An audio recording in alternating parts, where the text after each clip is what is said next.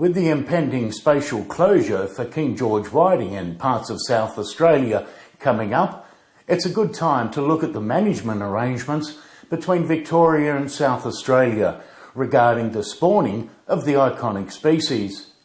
It has long been thought that South Australian spawning of King George drifted around to the southern bays of Victoria, providing the fish stock for that state. However, recent research by SARDI, Fisheries Victoria and the universities of Deakin and Melbourne have proved that is not the case. The report, published last year after 4 years of research, proved the two stocks are separate. Do you think this came as a big relief to PIRSA and Fisheries Victoria? Just imagine if the research had proved they were in actual fact the same stocks. This would call into question the current state-based jurisdictional management of the species and support the need for cross-jurisdictional management. Can you imagine the headaches for both organisations? As an example, how would they manage working together, especially with the variation in bag limits? Victoria has a recreational daily bag limit of 20 King George whiting, with a minimum size of 27 centimetres, whilst in South Australia the daily bag limit is 10, with a minimum size of 32 centimetres.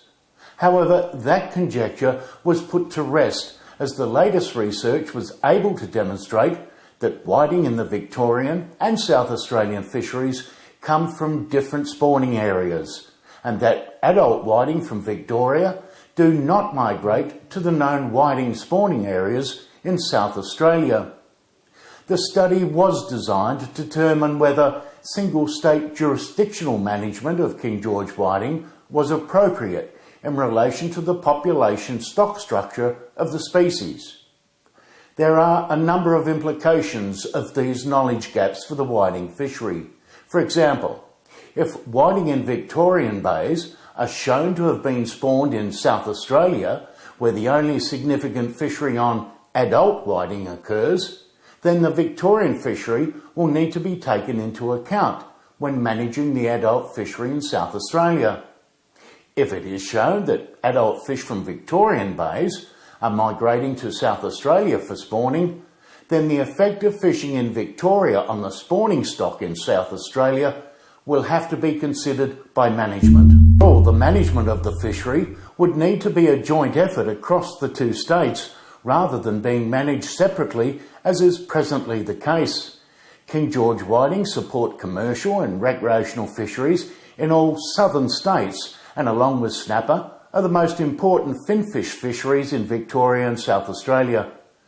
Chemical and microstructure analysis for the otolith cores of post-larvae in Victoria and South Australia indicated that spawning sources for the two states were different.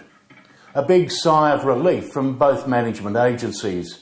However, the research is still limited, as the study indicated that the only known spawning area for King George whiting across the two states, based on collection of running ripe adults and eggs and young larvae, is near the mouth of Spencer Gulf and Gulf St Vincent, as well as Investigator Strait north of Kangaroo Island.